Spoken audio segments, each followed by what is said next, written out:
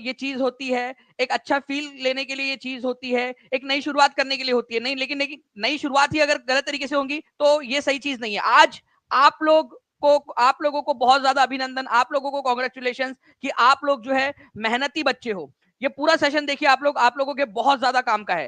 देखिए फ्रेंड्स, मैं आप लोग यहाँ पर मैं आगे बढ़ूं, जितने भी बच्चे एग्री करते हैं इस बात से वो सेशन को लाइक जरूर कर देंगे, और जहां जहां भी शेयर कर सकते हो शेयर जरूर कर दीजिए, और अपने जो जितने भी बच्चे जिन्होंने सेशन को चैनल को सब्सक्राइब नहीं किया चैनल को सब्सक्राइब भी जरूर कर लेंगे फ्रेंड्स। ठीक है, चलिए तो एक एक करके हम लोग जो है यहाँ पर में आगे बढ़ते हैं। जिन्होंने भी चैनल को सब्सक्राइब कर दिया यहाँ पर में जल्दी बता दीजिए यहाँ पर में। चलिए देखिए पहले क्वेश्चन की तरफ में आगे बढ़ते हैं फ्रेंड्स। पहला ही क्वेश्चन आप लोगों के लिए देखिए यूनिक क्वेश्चन, ठीक है, जिसका आप लोगों को आंसर आप लोगों को दिख रहा है। ठीक है, तो उसका हम लोग इसको हटा लेंगे यहाँ पर में जल्दी से एनिमेशन के थ्रू। ठीक है, जस्ट अ सेकेंड। ओके, चलिए तो आप लोग आई होप कि अब तैयार हो चुके हो। देखिए यहाँ पर में किसने HSRA ग्रुप समूह की हिंसक विधियों की आलोचना अपने लेख द कल्ट ऑफ बॉम्ब में की थी। देखो एक व्यक्ति था जिसने HSRA, आपको पता है HSRA कौन है? Hindustan socialist Republican association. अब HSRA की बात निकली है तो मैं आपको पूरा का पूरा बता देता हूँ। HSRA की फॉर्मेशन कब हुई थी उसके ऊपर में भी क्वेश्चन आया था। मैं टीम से रिक्वेस्ट करूंगा कि अगर हमारे डेटाबेस के अंदर में HSRA सर्च करेंगे तो हमको उसका क्वेश्चन मिल जाएगा। तो देखिए HSRA इसकी स्थापना जो है फ्रेंड्स 1928 के अंदर में हुई थी, फिरोज शाह कोटला के अंदर में, फिरोज शाह कोटला दिल्ली के अंदर में। ठीक है, इसकी स्थापना हुई थी दिल्ली के अंदर में, ये भी याद रखेंगे आप लोग। अब देखिए ये लोग क्या करते थे, आप लोगों को पता है, बम वगैरह बनाते थे, बम फेंकते थे, आपको पता है ना। जो सेंट्रल लेजिस्लेटिव असेंबली थी हमारी, जिसको आज हम संसद बोल सकते हैं, उस समय सेंट्रल लेजिस्लेटिव असेंबली बोलते थे, उसमें बम भी फेंका था। इसके अलावा इनके कई सारे साथी थे जिन्होंने अलग अलग जगह पे बम फेंका। लाहौर के अंदर में ये लोग बम बनाया करते थे। ठीक है, लाहौर के अंदर में बम ये लोग बनाया करते थे। इसके अलावा जो है फ्रेंड्स, मैं अगर आप लोगों को बात करूं तो एक व्यक्ति थे जिनका नाम था, ठीक है, आपका मिस्टर वोहरा। ठीक है, ठीक है, चरण वोहरा, भगवती चरण वोहरा। तो भगवती चरण वोहरा जो थे उन्होंने क्या किया था, लाहौर में एक बम बनाया और दिल्ली के अंदर में ले जाकर वो रेलवे लाइन पे बम रख दिया था। ठीक है, ताकि लॉर्ड इरविन को उड़ा दे। ठीक है, वो बात अलग है कि लॉर्ड इरविन बच गया। तो HSRA की जो हिंसक गतिविधियां थी उसकी आलोचना करते हुए एक लेख लिखा, द कल्ट ऑफ बॉम्ब, मतलब बॉम्ब बनाने वालों का एक, ठीक है, समूह, द कल्ट ऑफ बॉम्ब करके। द कल्ट, कल्ट मतलब होता है जैसे कि कुछ शिव भक्त होते, कुछ विष्णु भक्त होते हैं। फॉर एग्जाम्पल बता रहा हूं आपको, कुछ शिया होते हैं, कुछ सुन्नी होते हैं, अलग अलग धर्मों में भी कल्ट होता है ना, मतलब अलग परंपरा को मानने वाले। तो ये बॉम्ब की परंपरा को मानने वाले, ऐसा बोलकर उन्होंने एक लेख लिखा था। वो थे तुम्हारे मामा का लड़का महात्मा गांधी जी। तो महात्मा गांधी जी ने एक लेख लिखा था, द कल्ट ऑफ बॉम्ब। उनके अंदर में उन्होंने हिंसक गतिविधियों की आलोचना की। ठीक है, तो ये हिंसक गतिविधियों की आलोचना की गांधी जी ने। अब यहां पर मैं इस पर्टिकुलर क्वेश्चन का आंसर हो जाएगा ऑप्शन नंबर सी, और इस क्वेश्चन को इंपॉर्टेंट मार्क करिए फ्रेंड्स। मैं आपको बता दूं ये क्वेश्चन मैंने कहां से लिया है, द अमृत महोत्सव ऑफ, ठीक है, अमृत महोत्सव.gov.in, the archive of India, Indian कल्चर.gov.in, ये सरकारी वेबसाइट से मैंने ये आप लोगों के लिए डेटा लिया है। ये याद रखिएगा, वहीं से क्वेश्चन आप लोगों के बनेंगे, और यहां से मैंने आप लोगों के लिए क्वेश्चन बना के लेकर आया है। नाउ फ्रेंड्स, अब देखिए गांधी जी की HSRA के तरीके की आलोचना के जवाब में गांधी जी ने तो एक लेख लिखा। ठीक है, ये गांधी जी है, ठीक है, गांधी जी, ओके, उन्होंने एक लेख लिखा। अब उसका जवाब भी तो देना है, तो उसके जवाब में यहां पर में किसने, ठीक है, एक और लेख लिखा, philosophy of the bomb. Bomb की फिलोसॉफी क्या है, गांधी जी के बाल नहीं थे, ठीक है, फिलोसॉफी ऑफ बॉम्ब, ठीक है, किसने लिखा ये बताइए। यहां पर में गांधी जी को जवाब देते हुए, तो गांधी जी को जवाब देते हुए इसके बाल हो सकते, इनके बाल हो सकते हैं ना यहाँ पर में, ठीक है, भगवती चरण वोहरा जी के। तो वोहरा जी, ठीक है, इन्होंने जो है फ्रेंड्स, यही वे व्यक्ति थे जिन्होंने 1929 के अंदर में दिल्ली में, ठीक है, जो तुम्हारे मामा का लड़का एक और था, लॉर्ड इरविन, लॉर्ड इरविन, उसके दिल्ली जाते समय, जब दिल्ली जा रहा था वो, तो उन्होंने रेलवे लाइन के ऊपर में बॉम्ब बिछा दिया था। वो बात अलग है, वो बच गया, ठीक है, अदरवाइज उड़ जाता वो, ठीक है, लॉर्ड इरविन। तो भगवती चरण वोहरा ने गांधी जी की गांधी जी के जो था उसका जवाब दिया था। तो फिलोसॉफी ऑफ द बॉम्ब किसने लिखी थी, भगवती चरण वोहरा ने लिखी थी, ये याद रखना है आप लोगों ने। ओके, चलिए बहुत बढ़िया। और अगर आप चाहते हो कि ऐसे ही और भी क्वेश्चंस कराते रहो तो हर एक बच्चा जल्दी से सेशन को लाइक कर देगा फ्रेंड्स। न्यू ईयर है, ठीक है, जितने बच्चे यहाँ पर मैं आराम कर रहे हैं आप लोगों को मेहनत करनी है। जब बाकी लोग आराम कर रहे होते हैं उस समय मेहनत करोगे तो बाकी लोगों से आगे रहोगे। सभी लोग सेशन को लाइक कर देंगे ताकि ऐसे ही और भी क्वेश्चंस मैं आपको करवाता रहूं। चैनल को, जिन बच्चों ने चैनल को सब्सक्राइब नहीं किया, चैनल को सब्सक्राइब भी जरूर कर लेंगे। ठीक है, चलिए नाउ फ्रेंड्स, अब देखिए यहाँ पर मैं इसी के ऊपर में मैं आप लोगों को रिवीजन करवाने के लिए, क्योंकि revision is the key to success. ठीक है, इसके ऊपर में मैं आपसे सवाल पूछता हूँ। 1929 में HSRA सदस्यों ने किस शहर में बम बनाने के लिए कमरे का उपयोग किया था? मैं आप लोगों को ये बता रहा हूँ कि ये क्वेश्चन बनने की संभावना है, क्योंकि देखिए 1929 के अंदर में, ठीक है, Hindustan socialist Republican association HSRA, ये बॉम्ब वगैरह बनाना बहुत ज्यादा उन्होंने तेज कर दिया था। ठीक है, तो 1929 में कौन से शहर के कमरे में वो लोग जो है बॉम्ब बनाया करते थे? अभी थोड़ी देर पहले ही मैंने आपको बताया है। ठीक है, तो लाहौर के अंदर में वो बॉम्ब बनाने की क्रियाएं किया करते थे, बम वगैरह बनाने। HSRA जो संगठन था, ठीक है, हिंदुस्तान सोशलिस्ट रिपब्लिकन एसोसिएशन, ठीक है, ये बॉम्ब बनाते थे कहां पर में? लाहौर के अंदर में। लाहौर में उन्होंने कमरा लिया हुआ था, खुफिया तरीके से वहां पर में रहते थे और वहां पे बम बनाते थे ये लोग। ठीक है, चलिए, तो ये एक चीज याद रखनी है आप लोगों ने। आंसर इसका ऑप्शन नंबर बी हो जाएगा आप लोगों का। यहां तक समझ में आ गया? देखो थोड़ी थोड़ी चीजें, एक एक कदम आगे बढ़ते जाएंगे, कॉन्फिडेंस बढ़ता जाएगा। जिन बच्चों का कॉन्फिडेंस बढ़ रहा है, धीरे धीरे क्वेश्चन आंसर करते करते जा रहे हो, वो आंसर बता देंगे मुझे। HSRA सदस्य भगवती चरण वोहरा द्वारा रेलवे लाइन पर किस वायसराय को निशाना बनाया गया था? चलिए, ये भी बहुत ही इंपॉर्टेंट क्वेश्चन है यहाँ पर में। सर क्या महात्मा गांधी जवानी से टकले थे? नहीं नहीं, जवानी से नहीं थे। ठीक है, एक समय था, ठीक है, जिसमें गांधी जी के बाल भी थे एक समय। Paid class, sir paid class बिल्कुल, पेड क्लास में भी अवेलेबल है, आपका पेड क्लास अवेलेबल है, जितने भी बच्चे लेना चाहते हैं। ठीक है, मैं आपको बता दूं, नीचे में जो नंबर चल रहा है उसके ऊपर में कॉल या व्हाट्सएप कर सकते हैं। ठीक है, जिससे भी पूछती हूँ जीके जीएस कहाँ से पढ़ूं, सब यही बोलते हैं टीचिंग परीक्षा से। क्या बात है नीलोफर शेख जी, बहुत बहुत शुक्रिया इन्फॉर्म करने के लिए, और उन सभी बच्चों का भी बहुत बहुत शुक्रिया जो इतना प्यार दे रहे हैं। ठीक है, तो देखिए यहाँ पर मैं भगवती चरण वोहरा जो है फ्रेंड्स, इन्होंने लॉर्ड इरविन को मारने के लिए जो है ये बॉम्ब प्लांट किया था। 80% लोगों ने सही आंसर दिया है। ठीक है, नाउ नेक्स्ट क्वेश्चन जो है फ्रेंड, देखिए यहाँ पर मैं जिसका आंसर आप लोगों को जो है वो दिखाई दे रहा है, तो मैं उसका भी आंसर जस्ट अ सेकंड आप लोगों के लिए, एक मिनट दीजिए मेरे को।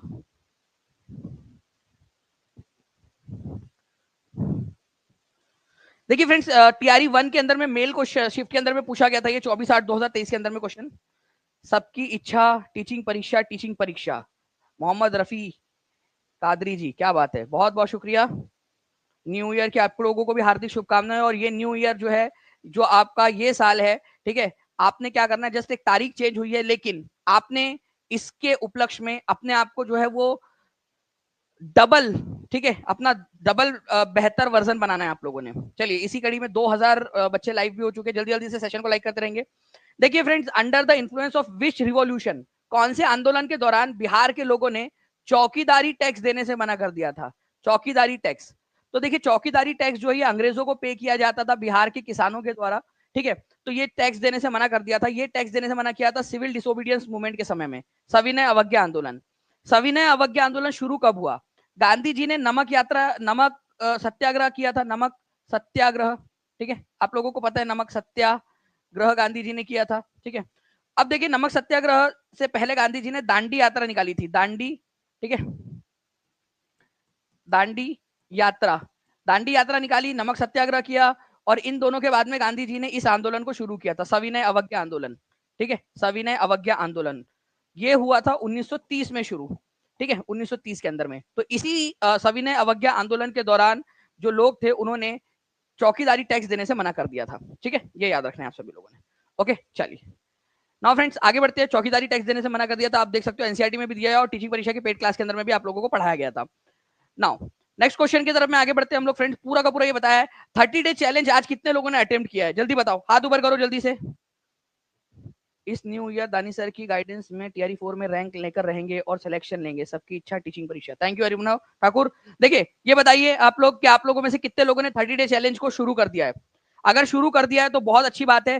30 दिन लगातार, 30 दिन आप लोगों को सुबह जो है वो टेस्ट मिलेगी। आप दिन भर भी दे सकते हो, लेकिन एक बार तो भी कभी तो भी जाके 9 बजे जो है टेस्ट दे दो। ठीक है, उससे क्या होगा, आपका रैंकिंग जो है उसके अंदर में आ जाएगा। देखिए फ्रेंड्स, आकृति मिश्रा, ठीक है, मुस्कान, श्वेता, आयशा खातून, आशु राजपूत, किरण बाला, ठीक है, ये लोग, अभिनव जैन, आशीष कुमार, दीपक प्रजापति, सुप्रिया सिंह, मोना, ठीक है, शगुफ्ता अंजुम, अजीत कुमार, गोविंद कुमार, हर्ष, टाउनशिप, ओम प्रकाश कुमार, निर्मल, ठीक है, रुखसार खान, पूजा कुमारी, रंजीत साहू, जीतू कुमार, शहबाज, ठीक है, छोटी कुमारी, प्रशांत, प्रदीप, मिसी, महफूज आलम, काजल कौशिक, अरुण तमन्ना, दिव्या, राघव, कहकशा, दीपमाला, नीलू शुक्ला, श्वेता, सलोनी, अमृता, रंजना, कविता, अंजलि यादव, साक्षी, ईशा, मृत्युंजय, बिंदु, चंदन, पिंकी, दीपक, गुल, निधि, मोहम्मद मंसूर, सतीश, अमित, ये वो लोग हैं जो टॉप 50 की है, जिन्होंने टॉप 50 के अंदर में आए हैं। कल कितने लोग आते हैं ये बताना है आप लोगों ने। और मैं आप लोगों से कहूंगा कि जितने भी लोग इस चैलेंज को ले रहे हैं, आपको रैंक लाने से कोई नहीं रोक सकता। 30 डे चैलेंज लाइए, चाहे 30 डे में से एक भी दिन आप 50 में ना हो, लेकिन आपने जो कोशिश की है ना, वो आपको आगे बढ़ाएंगी। इसीलिए कह रहा हूँ, टीचिंग परीक्षा के साथ में जुड़ जाइए। टीचिंग परीक्षा इज द ओनली, ठीक है, प्लेटफॉर्म जहां से आप सिलेक्शन के साथ रैंक जो है वो लेकर आ सकते हो। ठीक है, अभी से अभी पढ़ाई करके। गर्ल्स रॉक, ट्विंकल बोल रही है गर्ल्स रॉक। देखो, ट्विंकल ने बॉयज को चैलेंज कर दिया है अभी, ठीक है, कि गर्ल्स ज्यादा आई है करके। अब बॉयज देख लो भाई, हो तुम लोग, टेस्ट देना है तुम लोगों ने भी। और गर्ल्स अब डबल मेहनत करनी है, डबल लेकर आना है। और बॉयज कम से कम यार इतना तो ला लो कि इतने तो आ जाओ तुम लोग कि थोड़ा दिखो कहीं ना कहीं। चलिए, हु लेड द सॉल्ट सत्याग्रह इन भागलपुर। भागलपुर के अंदर में सॉल्ट सत्याग्रह किसने किया था लीड? देखिए फ्रेंड्स, ये क्वेश्चन आप लोगों का 65th बीपीएससी के अंदर में आया था। भागलपुर के अंदर में नमक सत्याग्रह का नेतृत्व जो है फ्रेंड्स महादेव लाल सर्राफ ने किया था भागलपुर के अंदर में। ठीक है, तो 1930 में नमक सत्याग्रह गांधी जी ने निकाला था, दांडी यात्रा निकाली थी गुजरात में। ठीक है, उसी के जो है प्रभाव में आकर पूरे देश भर के अंदर में अलग अलग नमक यात्रा निकाली गई। दांडी यात्रा के समान ही उन्होंने भी अपने यहाँ पर में अलग अलग यात्राएं निकाली। ठीक है, नमक सत्याग्रह किया, नमक बनाया, नमक के ऊपर में टैक्स देने से मना किया। तो 1930 में भागलपुर के अंदर में नमक सत्याग्रह का नेतृत्व जो है, ठीक है, महादेव लाल सर्राफ ने किया था। चंपारण के अंदर में इसका किसने किया था? बिपिन बिहारी वर्मा ने किया था। ठीक है, हाजीपुर में किसने किया था? तो भरत मिश्र ने किया था। ठीक है, पटना में किसने किया था? अंबिका कांत सिंह ने किया था। मुंगेर में किसने किया था? श्री कृष्ण सिंह ने किया था। ठीक है, और दरभंगा में किसने किया था? तो दरभंगा में किया था सत्यनारायण सिंह ने। ठीक है, तो ये आप लोगों ने याद रखना था। ठीक है, तो दरभंगा वाला याद रख लीजिए सत्यनारायण सिंह का। ठीक है, मुंगेर वाला याद रख लीजिए, हाजीपुर वाला याद रख लीजिए, पटना वाला याद रख लीजिए, आप सभी के सभी लोग। ठीक है, इंपॉर्टेंट है, इसको मैं क्वेश्चंस के थ्रू भी आप लोगों को करवाता रहूंगा। चलिए नेक्स्ट क्वेश्चन की तरफ में आगे बढ़ते हैं फ्रेंड्स। आप लोगों को बताना है सांप्रदायिक अवार्ड एवं पूना पैक में क्रमशः दलित के लिए कितनी सीटें दी गई थी। 47वीं बीपीएससी का क्वेश्चन है, और मुझे उम्मीद है कि ये क्वेश्चन जो है आप लोगों का रिपीट होकर पूछे जाने की संभावना बन जाती है। ठीक है,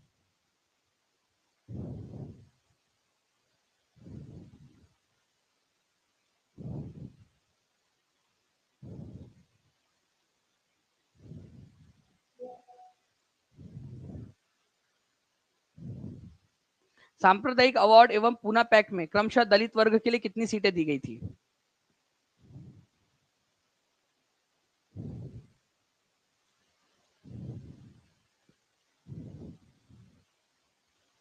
देखिए, कम्युनल अवार्ड जो है ना फ्रेंड्स, ये था जो अंग्रेजों ने दिया था। ठीक है, ये दिया था ब्रिटिशर्स ने दलितों को, ब्रिटिशर्स ने। ठीक है, लेकिन इनको क्या किया था? अलग निर्वाचक मंडल दे दिया गया था दलितों को, कि भाई अलग रहेंगे, ये हिंदुओं से अलग रहेंगे। बट गांधी जी ने सोचा कि दलित अगर हिंदुओं से अलग हो जाएंगे तो हिंदू और दलित हमेशा के लिए अलग अलग कल्ट बन जाएंगे, अलग अलग संप्रदाय बन जाएंगे। तो उन्होंने, गांधी जी ने और डॉक्टर भीमराव अंबेडकर के बीच में जो है एक पूना पैक्ट साइन हुआ था, आप लोगों को पता, 1932 के अंदर में, जिसके तहत दलितों को अलग निर्वाचक मंडल या फिर अलग कम्युनिटी मानने से अच्छा है उनको हिंदू में ही माना जाए, ऐसा उनका निर्णय हुआ। तो पूना पैक्ट के अंदर में जो है उनकी सीटें बढ़ा दी गई, जो दलित थे उनकी। जो सांप्रदायिक अवार्ड था, रैमसे मैकडोनल्ड ने जो घोषणा की थी, उसमें उनको जो है फ्रेंड्स ये याद रखना है कि 71 सीट्स दी गई थी। ठीक है, डिप्रेस्ड क्लास को 71 सीट्स। ठीक है, 71 सीट्स। ओके, और इसके अंदर में उनको कितनी सीटें दी गई? आपके पूना पैक्ट के अंदर में, पूना पैक्ट के अंतर्गत उनको जो दी गई थी फ्रेंड्स, वो सीटें थी आप लोगों की, ठीक है, 147, 71 और 147। ये याद रखेंगे आप सभी लोग, इंपॉर्टेंट है, एग्जाम के अंदर में आप लोगों से पूछा जा सकता है। ठीक है, 71 और जो है 147 एग्जाम के अंदर में आने की संभावना है। ये ब्रिटिशर्स ने दी थी सांप्रदायिक, ठीक है, कम्युनल अवार्ड के अंदर में, कम्युनल अवार्ड में। पूना पैक्ट के अंदर में जो है 147 कर दी गई, बस उनको हिंदुओं में रखा गया। ठीक है, बोले कि अलग मत हो करके, ठीक है, अलग होने से रोकने के लिए। तो ये आप लोगों का आंसर होगा। इसके ऊपर में मैंने पूरा एक लेक्चर लिया था TRE4 के ओल्ड बैच के अंदर में। न्यू बैच में मैं इसको और एडवांस लेवल के अंदर में डिटेल में जाकर और बहुत सारे और क्वेश्चंस के साथ में पढ़ाने वाला हूँ, तो be ready in the course. ठीक है, तो पूना पैक्ट जो है फ्रेंड्स आप लोगों का 1932 के अंदर में हुआ था। ठीक है, और इसमें जो 71 सीटें दी गई थी, ठीक है, डिप्रेस क्लास को, उसको बढ़ाकर 147 कर दिया गया। ठीक है, क्योंकि देखिए सूरत अधिवेशन जहां भारतीय राष्ट्रीय कांग्रेस में पहली बार फूट पड़ी, कौन सा अधिवेशन था, ये भी आपको पढ़ाया हुआ है मैंने पेड क्लास के अंदर में।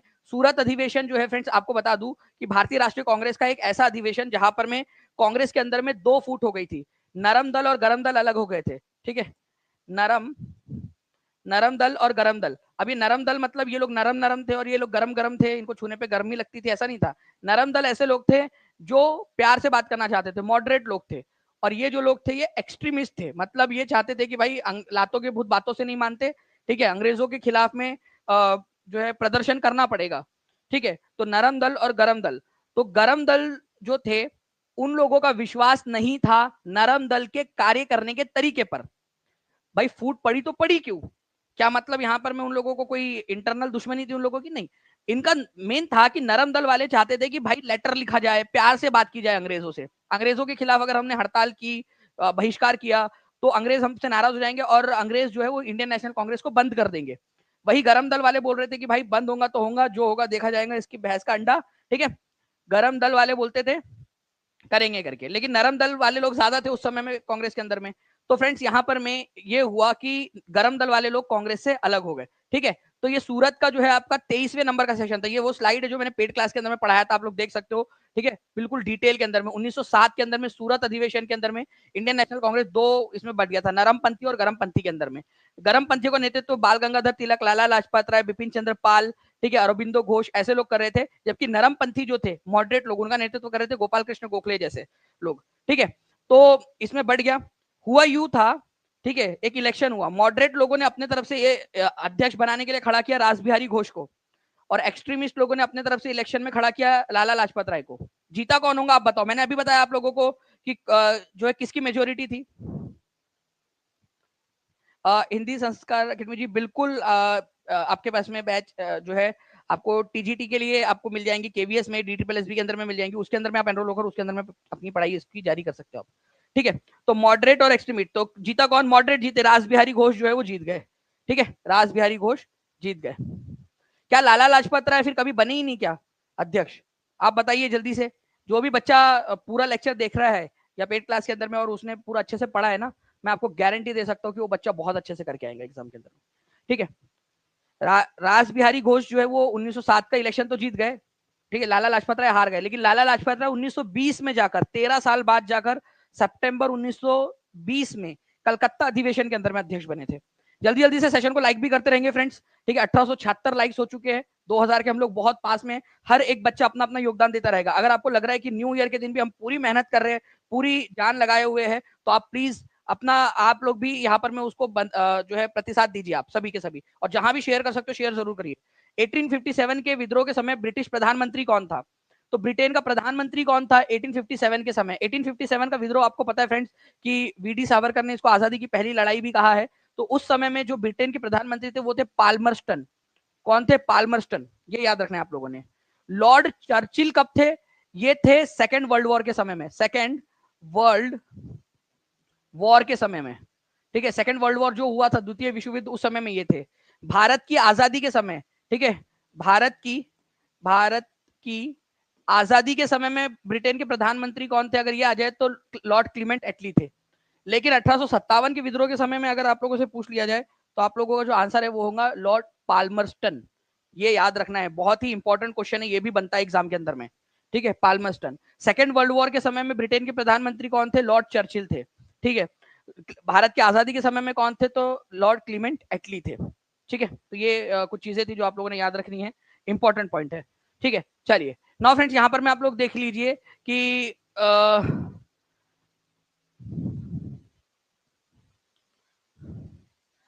Government of India act 1909 known as Morley Minto reforms. ठीक है, देखो गवर्नमेंट ऑफ इंडिया एक्ट जो था आप लोगों का, ठीक है, 1909 का, ओके, जो 1909 के अंदर में आया था, उसको क्या कहा जाता है, मॉर्ले मिंटो रिफॉर्म्स कहा जाता है, क्योंकि लॉर्ड मॉर्ले उस समय भारत के secretary of state for India थे और लॉर्ड मिंटो भारत के वायसराय थे। इस एक्ट ने कम्युनलिज्म को लीगलाइज कर दिया। मतलब कि इसमें क्या हुआ था, इस एक्ट के अंदर में 1909 के अंदर में जो मुस्लिम्स थे ना, उनको अलग सांप्रदायिक निर्वाचक मंडल, मतलब एक तरीके का रिजर्वेशन दे दिया। फिर बाद में ये रिजर्वेशन सिखों को, क्रिश्चियंस को, ठीक है, और आगे जाकर जो है फ्रेंड्स अलग अलग कम्युनिटीज को दिया जाने लगा। केवल 8 लाइक्स दूर है हम लोग 2000 से। तो देखिए, तो एक जो है कम्युनलाइजेशन को लीगलाइज कर दिया, मतलब मुस्लिम को लीगल रिजर्वेशन दे दिया था इसके अंदर में। ये फूट डालो की रणनीति थी लॉर्ड मिंटो की, फूट डालो और राज करो।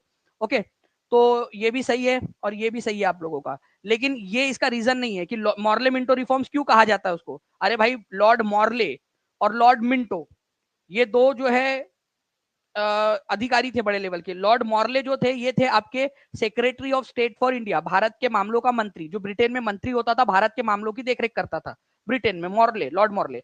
और लॉर्ड मिंटो भारत में रहने वाले जो अधिकारी होते थे, सबसे बड़े वाइसराय, वो थे।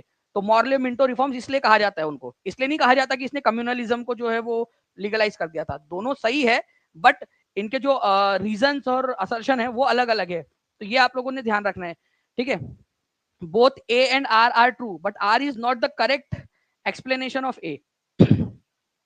है दोनों के दोनों सही, बोथ A भी सही है, R भी सही है, but R is not the correct explanation of A. कि कम्युनलिज्म को इसने अलाउ कर दिया, इसलिए मॉर्ले मिंटो रिफॉर्म्स इसको कहा जाता है। भाई, इसको चाचा चौधरी रिफॉर्म्स भी बोल सकते थे, चाचा और चौधरी ने मिलकर इसको बनाया होता तो, ठीक है, वो अलग मैटर है ना, ठीक है जी, ठीक है। चलिए, मैं आप लोगों से कहूंगा कि जितने भी बच्चे हैं, जो लोग आप करना चाहते हैं, आप लोग अगर आगे बढ़ना चाहते हैं, तो मैं आप लोगों से एक चीज कहूंगा कि ये जो 30 डे चैलेंज दिया है ना, इसको रिलीजियसली फॉलो करो। और अभी भी अगर कोई नहीं ज्वाइन हुआ है और जो नहीं कर रहा है, आज एक बार फिर से मौका दे रहे हैं आपको, आज से ज्वाइन हो जाए। और जो बच्चा आप लोगों में से केवीएस और DSSS के लिए भी कर रहा है, पीजीटी की वैकेंसीज आ चुकी है, टीजीटी पीआरटी की वैकेंसी भी अब आएंगी, ठीक है। जनरल पेपर भी अवेलेबल है DSSS भी का आप लोगों के लिए। जल्दी से पढ़ाई स्टार्ट करके वो 100 डेज चैलेंज को भी एक्सेप्ट करिए, ठीक है। और उसके अंदर में भी आप जो है पढ़ाई स्टार्ट कर दीजिए अपनी। कैसे ज्वाइन करना है ये बता दीजिए। आपका आपके टीचिंग परीक्षा के एप्लीकेशन में जो आपका कोर्स है ना, उसके अंदर में वो चैलेंज ऐड कर दिया गया है आपका। ओके, और जिन लोगों ने एप्लीकेशन के अंदर में कोर्स नहीं लिया हुआ है, वो जल्दी से ले सकते हैं, नीचे में चल रहा है, ठीक है, ताकि आप पहले नीचे में नंबर चल रहा है उसके ऊपर से ले सकते हो आप लोग। स्टार्टिंग से ही जुड़े रहोगे तो आपको ज्यादा फायदा होगा। Who accompanied Mahatma Gandhi during Champaran indigo movement. Mahatma Gandhi के साथ में कौन था? नरहरि पारेख, महादेव देसाई, अब्दुल बारी। देखिए, नरहरि पारेख जो है फ्रेंड्स, ये भी थे गांधी जी के साथ में। महादेव देसाई की मुलाकात ही यहाँ पर में हुई थी गांधी जी के साथ में, गांधी जी के पीए बन गए थे वो। मतलब पीए मतलब वो वाले पीए नहीं, गांधी जी के पर्सनल असिस्टेंट बन गए थे। अब्दुल बारी जो है, ये भी थे गांधी जी के साथ में। तो आंसर इसका more than one of the above हो जाएगा यहाँ पर में, ठीक है। ये याद रखना है आप लोग। सत्ता जनता की सेवा के लिए होती है, ना सत्ता की सेवा, जनता सत्ता की सेवा के लिए, ठीक है। तो सत्ता जो है वो जनता के लिए होती है, ना कि जनता सत्ता के लिए। तो देखिए, महादेव देसाई, नरहरि पारेख, ठीक है, ये लोग थे। इसके अलावा जो है बिहार से कई सारे लोग थे, ठीक है, राजेंद्र प्रसाद, अब्दुल बारी, ऐसे कई सारे नेता थे जो गांधी जी के साथ में जो है जुड़े थे। ये याद रखना है आप लोगों ने, चंपारण सत्याग्रह के दौरान। तो इंपॉर्टेंट है, एग्जाम के अंदर में आप लोगों से पूछा जा सकता है। जेबी कृपलानी भी उनके साथ में जुड़े थे इस समय में। नाउ, सुभाष चंद्र बोस ने भारतीय राष्ट्रीय कांग्रेस के त्रिपुरी अधिवेशन में किसको हराकर अध्यक्ष बने थे? इस क्वेश्चन को आप ना very very very important mark करो, ठीक है। आप इसको 2 कलर से वेरी वेरी इंपॉर्टेंट मार्क करो फ्रेंड्स, क्योंकि ये बहुत ज्यादा इंपॉर्टेंट क्वेश्चन है, ठीक है। याद रखना आप लोग, ये बहुत ज्यादा इंपॉर्टेंट क्वेश्चन है आप लोगों का।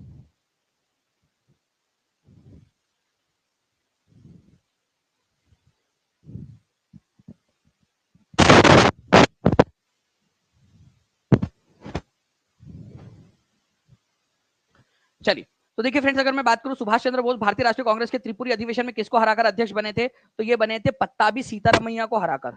पत्ताभी सीतारमैया को किसका समर्थन हासिल था? इनको गांधी जी का समर्थन हासिल था, गांधी जी का समर्थन हासिल था।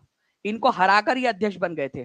फिर भी उनको छोड़ना पड़ा। क्यों छोड़ना पड़ा? क्योंकि गांधी जी को समर्थित उम्मीदवार को उन्होंने हरा दिया, अध्यक्ष बन गए। तो बाकी सारे लोग नाराज हो गए, और गांधी जी के यार अध्यक्ष वाले व्यक्ति को हरा दिया, तुम्हारे अंदर में संस्कार नाम का चीज है कि नहीं, ठीक है।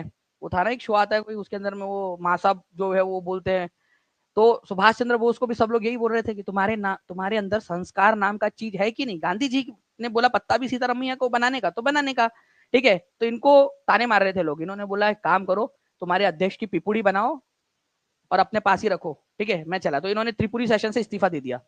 जब इन्होंने इस्तीफा दिया, तो अब किसको अध्यक्ष बनाए? क्या पत्ताभी सीतारमैया को बनाया वापस से? नहीं। क्यों? क्योंकि ये तो हारे हुए थे। तो फिर जो है राजेंद्र प्रसाद को बनाया गया, राजेंद्र प्रसाद को। ठीक है, तो ये याद रखना है, पत्ताभी सीतारमैया को नहीं बनाया गया, राजेंद्र प्रसाद को बनाया गया त्रिपुरी अधिवेशन के अंदर में। ये याद रखना है आप लोगों ने। इसके ऊपर में मैंने ना पूरी कहानी बताई थी आप लोगों को कि गोविंद वल्लभ पंत को गांधी जी ने अपना प्रतिनिधि बनाकर भेजा था। याद करो वो बाहुबली की कहानी आपको बताया था टाइप की कि भाई गोद भराई के अंदर में सासू जो है, सासू माँ नहीं आई खुद ही, तो किसी अपनी बेटी उटी को ना जो है आपकी ननद वगैरह को भेज देती है अगर आपने लव मैरिज किए तो। वो एक अलग कहानी है, मैं फिर से सुना दूंगा आप लोगों को। ठीक है, जब हम पूरा डिटेल में उसको पढ़ेंगे त्रिपुरी अधिवेशन वगैरह पूरा आपका। Now under whose chairmanship was the national planning committee set up in 1938। अब ये क्वेश्चन को ध्यान से समझो आप लोग, इसमें क्या बोला है। 1938 के अंदर में नेशनल प्लानिंग कमेटी बनाई गई थी, नेशनल प्लानिंग कमेटी। ठीक है, राष्ट्रीय योजना समिति बनाई गई, किसकी अध्यक्षता में? ठीक है, देखिए फ्रेंड्स 1938 के अंदर में जो अध्यक्ष थे, ठीक है, ये याद रखना, ये सुभाष चंद्र बोस ही थे। ठीक है, सुभाष चंद्र बोस 1938 1939 दो बार अध्यक्ष बने थे।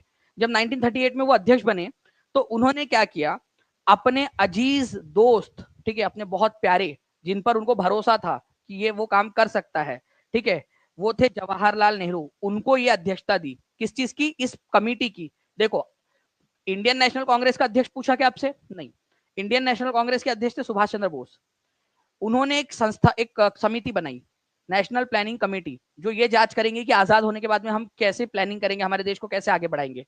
तो उस नेशनल प्लानिंग कमेटी का चेयरमैन उन्होंने बनाया था जवाहरलाल नेहरू को। प्लीज इस पर्टिकुलर पॉइंट को याद रखिएगा आप लोग। और ऐसा ही एक केस और हुआ था पहले भी।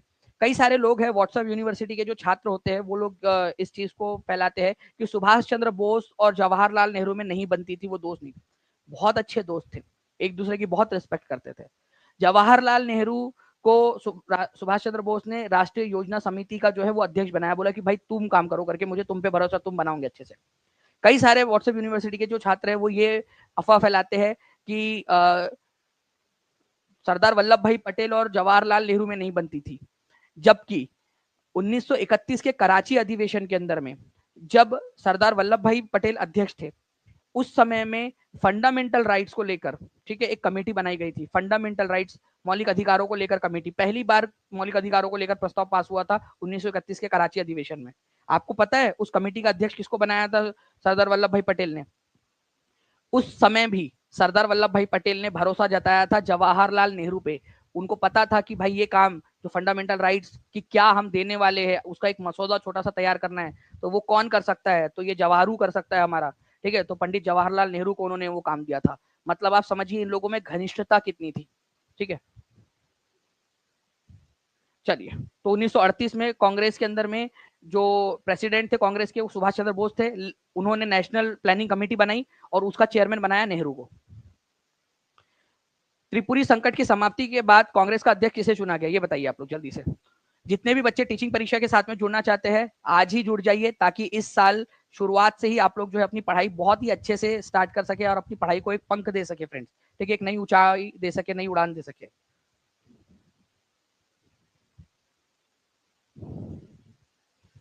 ठीक है, तो देखिए पत्ताभी त्रिपुरी संकट की समाप्ति के बाद, त्रिपुरी संकट हुआ था 1939 के अंदर में। ठीक है, समाप्ति के बाद कांग्रेस का अध्यक्ष किसे चुना गया था? तो डॉक्टर राजेंद्र प्रसाद को चुना गया था। ये बहुत ही फेमस क्वेश्चन है और बार बार पूछा जाता है, तो प्लीज इस पर्टिकुलर क्वेश्चन को भी याद रखिएगा आप सभी के सभी लोग। ठीक है, राजेंद्र प्रसाद अपॉइंट किए गए थे। ठीक है, चलिए नाउ फ्रेंड्स देखिए, एक इस क्वेश्चन के अंदर में ये क्वेश्चन छुपा हुआ है। 1883 में इल्बर्ट बिल का उद्देश्य क्या था? ठीक है, इल्बर्ट बिल। अच्छा, कितने लोग चाहते हैं कि हम लोग जो है 5 तारीख से लेकर, ठीक है, 15 तारीख तक, ठीक है, हम लोग जो है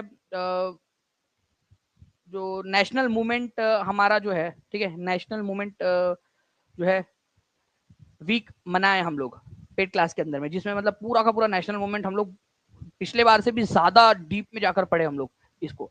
अगर आप चाहते हो तो मुझे बता दीजिएगा, हम लोग जल्द से जल्द उसको स्टार्ट करेंगे। ठीक है, और मैं आप लोगों को गारंटी देता हूँ कि उसके बाहर नेशनल मूवमेंट से आपका कोई सवाल नहीं आएगा। ठीक है, देखिए इल्बर्ट बिल कब हुआ था, ये वाला एक सवाल अपने आप में बनता है। एक नंबर यहां बन गया आप लोगों का। इल्बर्ट बिल किसके समय में आया था, वो एक सवाल बन गया आपका, लॉर्ड रिपन के समय में। ये question D triple S B में आया था कि इल्बर्ट बिल कंट्रोवर्सी किसके समय में हुई थी। तो 1 नंबर यहां भी मिल गया आप लोगों को। ठीक है, चलिए अब इल्बर्ट बिल में था क्या। इल्बर्ट बिल ये कहता था कि भारतीय जजेस और यूरोपियन जजेस, उन दोनों में जो इनइक्वालिटी है, यूरोपियन जजेस यूरोपियन व्यक्तियों पे मुकदमा चला सकता है, भारतीय व्यक्तियों पे भी मुकदमा चला सकता है। लेकिन अगर कोई भारतीय जज है तो वो भारतीय लोगों पे मुकदमा चला सकता, बट कोई भी यूरोपियन व्यक्ति पे मुकदमा नहीं चला सकता। ठीक है, तो ये तो इनइक्वालिटी हुई ना जजेस के बीच में। तो ये जो इनइक्वालिटी थी, ठीक है, जो रेस्ट्रिक्शन था, ठीक है, उसको खत्म करने की कोशिश की गई थी यहाँ पर में। ओके, तो जो क्रिमिनल मामले थे जहां पर में, वहां पर में इंडियन और यूरोपियन जजेस को एट पार लाने की कोशिश की गई थी। एट पार का मतलब होता है उसमें सिमिलैरिटी, समानता लाने की कोशिश की गई थी। ठीक है, उनमें बराबरी लाना था कि यूरोपियन जज और भारतीय जज बराबर लेवल के रहेंगे। तो वही चीज थी, to bring Indians and Europeans on par as far as the criminal jurisdiction of the court was concern. तो मतलब जहां तक अदालत की दांडिक अधिकारिकता का संबंध था, भारतीय जजेस और यूरोपियन जजेस, ठीक है, उनको बराबरी के ऊपर में लेकर आना था। ठीक है, ये याद रखना है आप लोगों ने। ओके, ये था आपका। ठीक है, प्रेस से इसका लेना देना नहीं था। ठीक है, सिविल सर्विसेज में आने का इनका लेना देना नहीं था, आर्म से भी इसका लेना देना नहीं था। आंसर हो जाएगा ऑप्शन नंबर ए, भारतीय जजेस और यूरोपियन जजेस को एक साथ लाने की इनकी बात थी बेसिकली। ठीक है, नेक्स्ट देखिए फ्रेंड्स, एक इंपॉर्टेंट क्वेश्चन है, very very very important question. ठीक है, काकोरी, प्रसिद्ध काकोरी ट्रेन डकैती कौन से वर्ष हुई थी, ये बता देंगे आप लोग।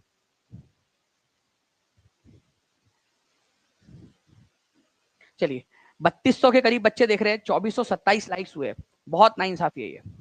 जल्दी जल्दी से सेशन को लाइक करते रहेंगे सभी के सभी लोग, और जहां भी शेयर कर सकते हो शेयर कर दीजिए। हर एक बच्चा अगर एक जगह पे भी शेयर कर देगा ना, तो मेरी और मेरी पूरी टीम जो है, ठीक है, जो आप लोगों के लिए काम करती है, आपका जो परिवार है, उनके उनमें कॉन्फिडेंस आएगा कि हाँ, जिन बच्चों के लिए हम कर रहे हैं वो बच्चे जो है उसका प्रतिसाद देते हैं, हमें और मेहनत करनी है। प्रसिद्ध काकोरी ट्रेन डकैती जो है फ्रेंड्स, आप लोगों ने याद रखना है, ये हुई थी 1925 के अंदर में। ठीक है, 9 अगस्त 1925 को डकैती काकोरी ट्रेन के अंदर में, आप लोगों को पता है फ्रेंड्स, काकोरी ट्रेन जो है उनमें लूट की गई थी। ठीक है, जो पैसे थे वहां पर में, ठीक है, वो 8,000 रुपए जो है वहां से लूट लिए गए थे। लेकिन उसी कड़ी में अनजाने में एक व्यक्ति की जो है मृत्यु हो गई थी, वो गोली चलने की वजह से। तो राम प्रसाद बिस्मिल, चंद्रशेखर आजाद, सचिंद्रनाथ सान्याल, इन लोगों ने जो है फ्रेंड्स 1924 में, ठीक है, HRA बनाया था, हिंदुस्तान रिपब्लिकन एसोसिएशन। HRA की स्थापना कब हुई थी, अगर ये क्वेश्चन आ जाए आप लोगों से, HRA, तो ये इसकी स्थापना हुई थी 1924 के अंदर में। ठीक है, मैं काम करता हूँ यहाँ पर, मैं लिखता भी चलता हूँ आप लोगों के लिए। ठीक है, ठीक है, अगर आप लोगों से पूछ लिया जाए HRA, हिंदुस्तान रिपब्लिकन एसोसिएशन की स्थापना कब हुई थी, 1924 में। आप लोगों को बताना है HSRA की स्थापना कब हुई थी। यहाँ पर मैं मतलब सिर्फ एस जो है वो जोड़ दिया गया था, हिंदुस्तान सोशलिस्ट रिपब्लिकन एसोसिएशन, इसकी स्थापना कब हुई थी। ठीक है, अभी थोड़ी देर पहले ही मैंने आप लोगों को बताया है। अरे यार, ये मिट कैसे गया। HRA, ठीक है, 1924 के अंदर में HSRA, ठीक है, सोशलिस्ट रिपब्लिकन एसोसिएशन, ये कब बनाया गया था ये बता देना है। ओके, तो इन्होंने क्या किया था friends, Lucknow Saharanpur railway line के ऊपर में काकोरी नाम की एक जगह है, वहां पर में रेल रोकी, और 9 अगस्त 1925 को काकोरी जो है में उन्होंने ट्रेन को लूट लिया था। ठीक है, तो ये आप लोग याद रखोगे, HRA की स्थापना हुई थी 1924 में। तो काकोरी ट्रेन कांड के अंदर में किसका हाथ था, HRA के लोगों का हाथ था। HSRA बाद में बनाई गई 1928 के अंदर में, 1928 के अंदर में, इसको याद रखेंगे आप लोग। HSRA 1929 में बनी गई, Hindustan socialist Republican association. Hindustan Republican association में सोशलिस्ट शब्द नहीं था, इसमें सोशलिस्ट जोड़ा गया और बाद में इसकी स्थापना की गई वापस से। ठीक है, उस ट्रेन का नाम था 8 डाउन ट्रेन। ठीक है, उस ट्रेन का नाम था 8 डाउन ट्रेन। ठीक है, इसमें 4 लोगों को फांसी दी गई थी, राम प्रसाद बिस्मिल, अशफाकुल्ला खान, राजेंद्र लाहिरी और रोशन सिंह। ठीक है, ये याद रखेंगे आप लोग, कितने लोगों को फांसी दी गई थी, तो ये भी याद रखिएगा आप लोग। राम प्रसाद बिस्मिल, अशफाकुल्ला खान, राजेंद्र लाहिरी, रोशन सिंह, इनको फांसी दी गई थी। इंपॉर्टेंट है, एग्जाम के अंदर में आप लोगों से पूछा जा सकता है। ठीक है, प्रिया सक्सेना जी, बाकी की सारी क्लासेस होंगी आपकी। ठीक है, चलिए, चंद्रशेखर आजाद जो है वो भाग गए थे। चंद्रशेखर आजाद जो है उन्होंने जो है जो अल्फ्रेड पार्क था, ठीक है, वहां पर में पुलिस मुठभेड़ में 27 फरवरी 1931 को जो है उन्होंने पुलिस मुठभेड़ के अंदर में अपनी खुद की जान ले ली थी उन्होंने। ठीक है, ये याद रखेंगे आप लोग। ठीक है, चलिए, गुड।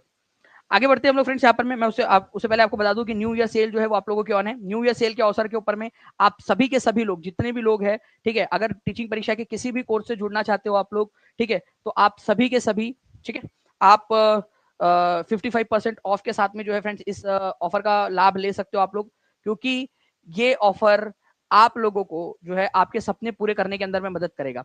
अगर कोई भी बच्चा बचा हुआ है, या आपका कोई साथी है, कोई दोस्त है, ठीक है, या आपका कोई भाई है, कोई रिश्तेदार है जिसको आप सलाह देना चाहते हो, आप उसको बता सकते हो, ठीक है, ताकि वो जल्द से जल्द इस कोर्स के अंदर में एनरोल होकर अपने जो सपने हैं वो पूरे कर सके।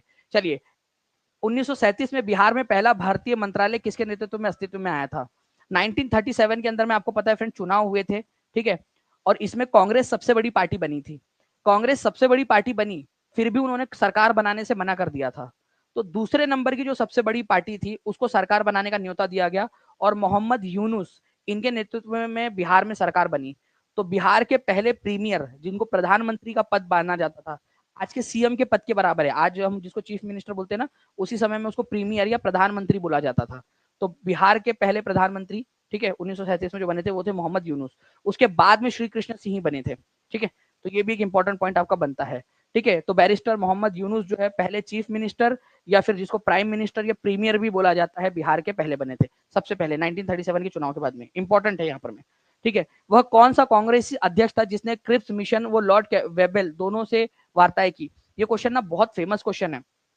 देखो मैं आपको बताता हूँ, ठीक है, यहाँ पर मैं आप देखिए जो क्रिप्स मिशन है आप लोगों का, ठीक है, ये आया था 1942 के अंदर में, ओके, 42 में, 1942 के अंदर में क्रिप्स मिशन आया, ओके। लॉर्ड वेवेल जो है, उन्होंने वेवेल प्लान रखा था अपना 1945 के अंदर में, और ये भारत के वायसराय थे, second last viceroy Lord Wavell. तो दोनों से वार्ताएं की, ठीक है।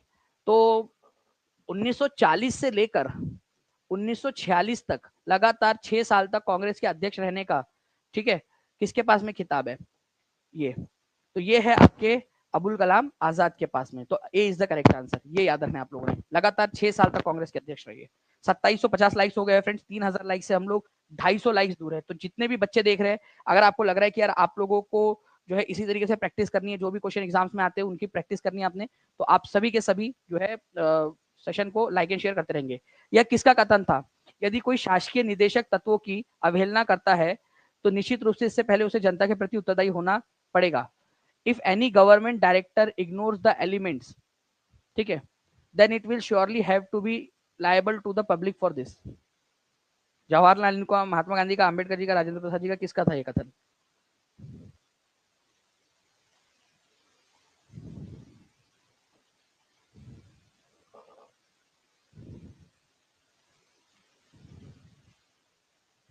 जी, तो देखिए फ्रेंड्स, जो हमारे डॉक्टर भीमराव अंबेडकर थे, ठीक है, आपको पता है कि वो बहुत ज्यादा दूरदर्शी थे, ठीक है, वो दूर की सोचते थे, उनको पता था वो फ्यूचर में क्या होने वाला है ना, थोड़ा प्रेडिक्ट कर पाते थे।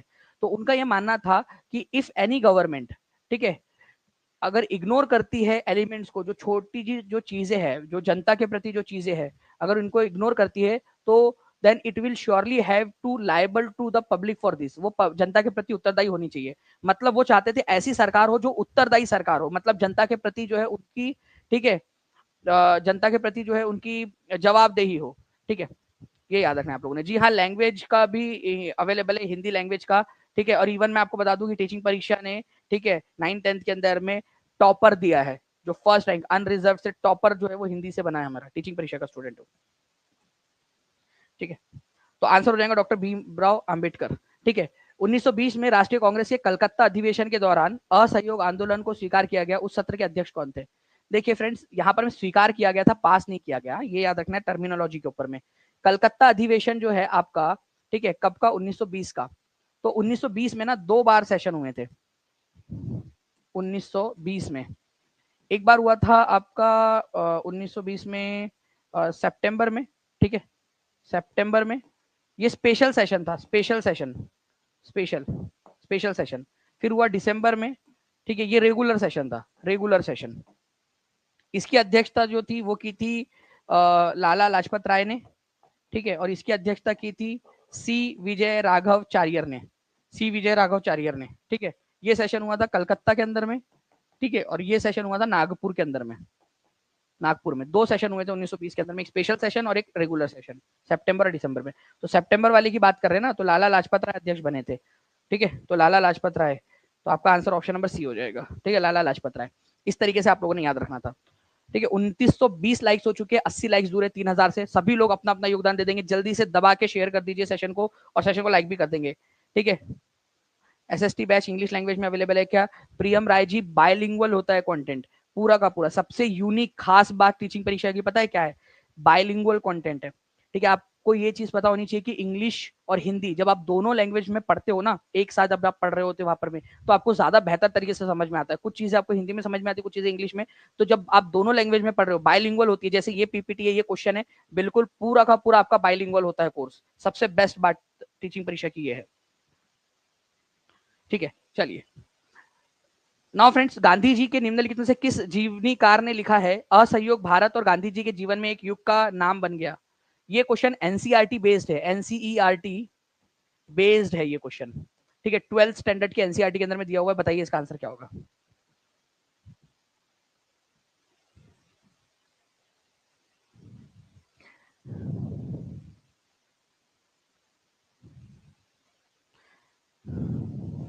उन्होंने the life of Mahatma Gandhi करके एक पुस्तक लिखी थी, लुई फिशर ने, ठीक है, Louis Fischer, the life of Mahatma Gandhi करके।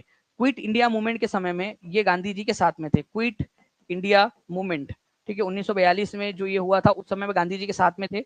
और असहयोग जो है, गांधी जी जो असहयोग करते थे, भारत और गांधी जी के जीवन में एक युग का नाम बन गया, ये उन्होंने लिखा था। Non cooperation became the name of an epoch in the life of India and Gandhi ji. मतलब भारत और गांधी जी के अंदर में असहयोग एक नाम जुड़ी गया कि भारत के लोग असहयोग करेंगे, ठीक है। तो असहयोग लुई फिशर ने लिखा है द लाइफ ऑफ, ठीक है, गांधी नाम से उन्होंने पुस्तक लिखी थी, ठीक है, द लाइफ ऑफ गांधी। ये आप लोगों ने याद रखना है, लुई फिशर।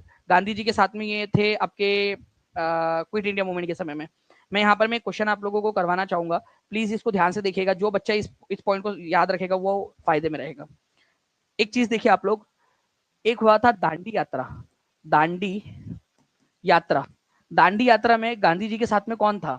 ठीक है, कौन सा पत्रकार था गांधी जी के साथ में 1930 में? ठीक है।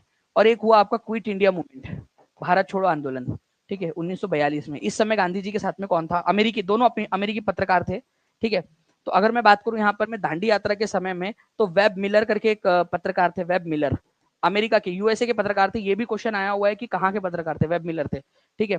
और वही मैं क्विट इंडिया मूवमेंट की बात करूं तो अभी मैंने आपको बताया कि लुई फिशर, ठीक है। तो लुई फिशर, ये याद रखना आप लोगों ने, लुई फिशर, ओके। ये भी यूएसए के पत्रकार थे, ये गांधी जी के साथ में थे। ऐसे आप लोगों से क्वेश्चन बनते हैं, तो प्लीज इन पर्टिकुलर पॉइंट्स को याद रखिएगा आप लोग। ये छोटे छोटे क्वेश्चंस जो है ना, आप लोगों को काफी सारे लोगों से आगे बढ़ा सकते हैं, ठीक है। बहुत ही इंपॉर्टेंट वाले क्वेश्चन है आपके। चलिए नाउ फ्रेंड्स, प्रथम गोलमेज सम्मेलन के अंदर में किस सदस्य ने हिंदू महासभा के सदस्य के रूप में जो है वो पार्टिसिपेट किया था, हिंदू महासभा की तरफ से?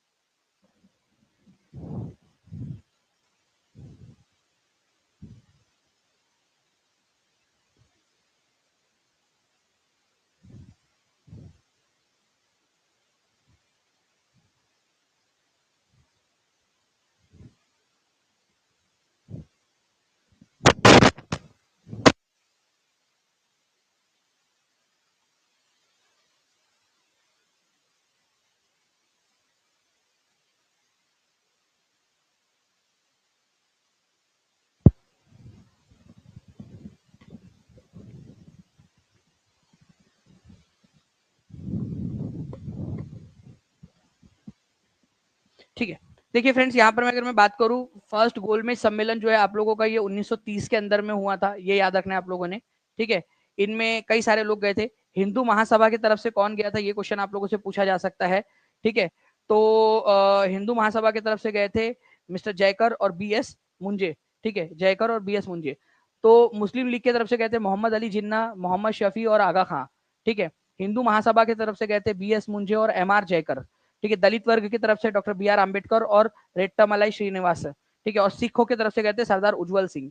कांग्रेस की तरफ से कौन गया था फर्स्ट राउंड टेबल कॉन्फ्रेंस के अंदर में? कांग्रेस की तरफ से कौन गया था ये बताइए आप लोग। ठीक है,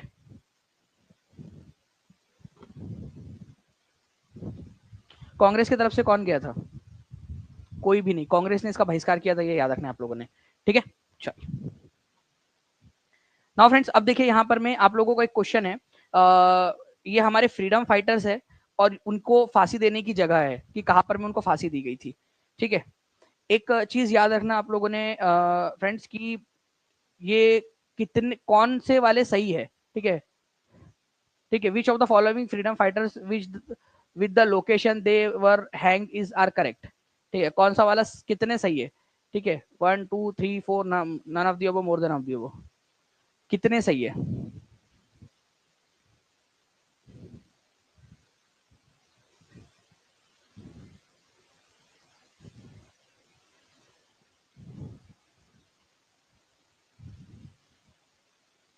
देखिए, आप लोगों को बताना चाहूंगा फ्रेंड्स, ठीक है, राम प्रसाद बिस्मिल जो है उनको गोरखपुर जेल में फांसी दी गई थी।